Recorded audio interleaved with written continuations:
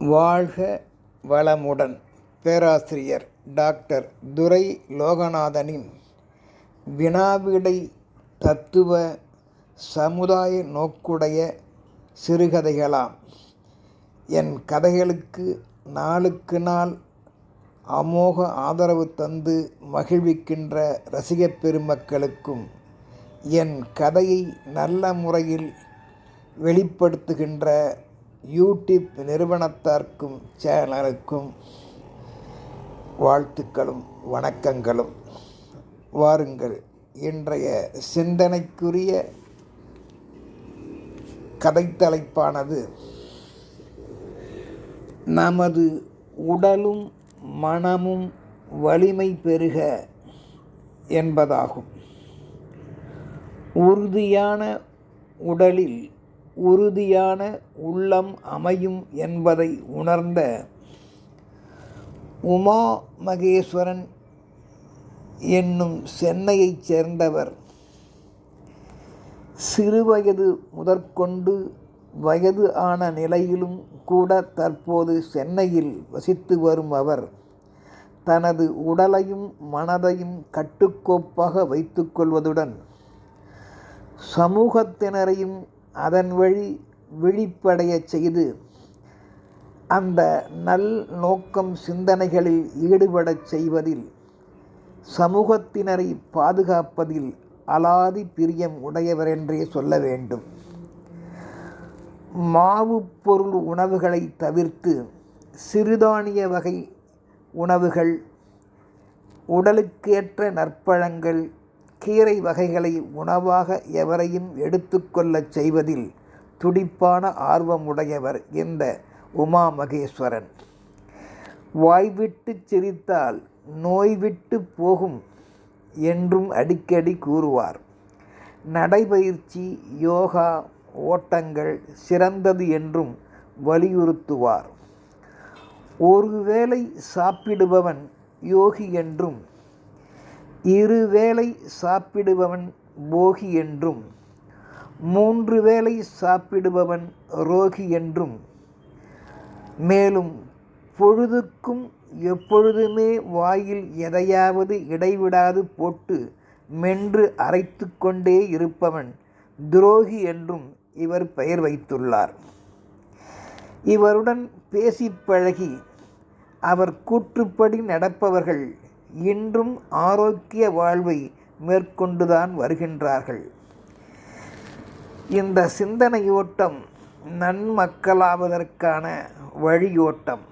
அவ்வாறு இருக்கையில் ஒரு முறை உமா மகேஸ்வரது நல்ல பழக்க வழக்கங்கள், உடற்பயிற்சி, யோகா போன்றவற்றை கேள்விப்பட்ட தூரத்து உறவினர் ஒருவர் படூர் வந்து சேர்ந்தார். சென்னை படூர் அவருக்கு நல்ல வேலையை அளித்தது. அங்கேயே குடியேறினார்.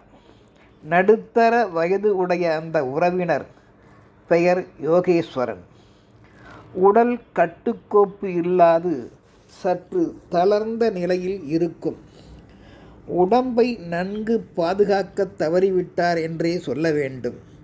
அப்படி இருக்க ஒரு நாள் சென்னை படூரில் அமைந்திருக்கும் ஃபிட்னஸ் யோகா சென்டர் ஆத்திக்ஸ் ஃபிட்னஸ் வழியே வெளிவந்து கொண்டிருக்கும் அந்த கதாநாயகர் உமா மகேஸ்வரனை கண்டவர் யோகேஸ்வரன் மகிழ்ந்து போனார். ஓ, இந்த ஃபிட்னஸ் சென்டரிலிருந்து வந்து கொண்டிருக்கின்றாரே என்றும் அதிசயித்து போனார். அவர் சுறுசுறுப்புடன் தன் உடலை கட்டுக்கோப்பாக வைத்துக்கொள்வதற்கு காரணம் இதுதானோ என்றும் மலைத்து போனார். உடனே அருகில் வந்த உமா மகேஸ்வரனை வணங்கி, மாமா அவர்களே, இங்கு நான் தங்களை சந்திப்பேன் என்று எதிர்பார்க்கவில்லை. நான் உங்களை வணங்கி மகிழ்கின்றேன். இப்பொழுதுதான் புரிகிறது உங்களின் உடல் மன வலிமையின் ரகசியம். நானும் இங்கு வந்துவிட்டதால், இங்கேயே பணிக்கு அமர்ந்து விட்டதால் ஆத்திக்ஸ் ஃபிட்னஸில் சேர விருப்பப்படுகின்றேன். நான் தற்போது படுவூரில் வசிக்க உள்ளதால் இப்பயிற்சி கூடத்தில் சேர்ந்தால் நன்மை பயக்கும் என்று நானும் கருதுகின்றேன். தங்களைப் போல் மனதையும் உடலையும் பக்குவமாய் இனியாவது மேம்படுத்திட எண்ணுகின்றேன். மாமா உமா மகேஸ்வரன் அவர்களே, என்ன சொல்கிறீர்கள் என்று தயவாக கேட்டிட, அதனால் என்ன, நல்ல முடிவுதான், அதில் ஒன்றும் தவறு இல்லை யோகேஸ்வரா. ஓட ஓட வேகம் என்பார்கள், பாட பாட ராகம் என்பார்கள். வாய்விட்டு சிரிக்க சிரிக்க நோய்விட்டு போகும், அதன் வழி உன் வாழ்க்கையும் சிறக்கும் அப்பா, இதை மறவாதே. குழுவாக கூடி சிரிப்பு என்கின்ற பயிற்சியை நாளும் வளர்த்து கொண்டால், நடைபயிற்சியையும் அதன் ஊடே புகுத்தி கொண்டால், இதனையெல்லாம் ஒரு தவமாகவும் அந்த பயிற்சிகளை நாம் மேற்கொள்ளலாம். சும்மா கிடந்தால் இரும்பு கூட துருபிடித்து போய்விடும் அப்பா. நாமும் பிடித்து வைத்த பிள்ளையார் கொழுக்கட்டை போல் சும்மா ஆகிவிடுவோம். அப்படி சும்மா இருக்கவே கூடாது. மனதில் இறுக்கம் தளர்ந்திட யோகா போன்ற ஃபிட்னஸ் பயிற்சிகள் அளித்திடும் முறையான பயிற்சிகளை மேற்கொண்டு வந்தால் நல்லது. இதன் வழி நோய்களும் நம்மை தாக்கிடாது.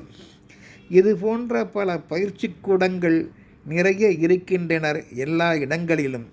அதனை நாம் தவறாது அணுகி அப்பயிற்சியை மேற்கொள்வது தளர்ச்சி ஏற்பட வழியில்லையப்பா. அது சரி, இதனால் என்ன பயன் மேலும் கூடுகிறது? ஓ, நன்கு கேட்டாய் யோகேஸ்வரா. இந்த ஃபிட்னஸ் சென்டர் வழியாகவும் நாம் மனதை தூய்மையாக வைத்து கொள்ளலாம், உடலையும் வசீகரமாக வைத்து கொள்ளலாம். இந்த பயிற்சிகள் யோகா வழி மன அழுத்தம் குறைகிறது, இரத்த அழுத்தம் சீராகிறது, இதய துடிப்பும் நன்கு சீராகிறது. பயிற்சியால் ஓய்வால் நுரையீரல் நன்கு விரிந்து சுருங்குகிறது. இரத்த ஓட்டத்தில் நன்மைகளை உண்டாக்கும் இரசாயனப் பொருட்கள் உண்டாகின்றன. பயிற்சியால் இரைப்பையில் அமிலச் சுரப்பு குறைகிறது. அதன் வழி வேறு வழியில் ஏற்பட்ட நாள்பட்ட குடற்புண்கள் கூட மறைமப்பா. அத்துடன் உண்டாகும் குடல் புண்ணும் தடுக்கப்படும். நான் முன்பு கூறினேன் அல்லவா, சிரிப்பு கூட ஒரு வகை பயிற்சிதான். சிரிப்பு மகா சக்தி வாய்ந்ததப்பா. மனம் விட்டு சிரிக்க வேண்டும் ஒவ்வொரு நாளும். அதன் வழி தசைகளும் தளர்வு அடையும். மேலும் பயிற்சிகளால் உடல் நோய் எதிர்ப்பாற்றல் கூடுகிறது. பயிற்சி மேற்கொள்வதால் தேவையற்ற பேச்சுகள், வெட்டி வேலைகள் பலருக்கு குறையலாம். கவனச்சிதைவு ஒருபோதும் ஏற்படாது. நற்பசி, நல் உறக்கம், நல் வாழ்க்கை ஏற்பட இத்தகைய ஆத்திக்ஸ் ஃபிட்னஸ் படூரில் இருப்பது போன்ற பல இடங்களிலும் இருக்கின்றன. அந்த பயிற்சி கூடங்கள் வழியே நம் உடலையும் உள்ளத்தையும் பாதுகாக்கலாம். புரிகிறது மாமா. நானும் முயற்சி செய்து தளர்ச்சியடையாமல் வாழப்போகின்றேன். சரி மாமா, நாளையே நான் பயிற்சிக்கூடம் செல்கின்றேன். நன்றி, போய் வருவோம். வாழ்க வளமுடன். உடலும் மனமும் வலிமை பெற வாழ்த்துக்கள்.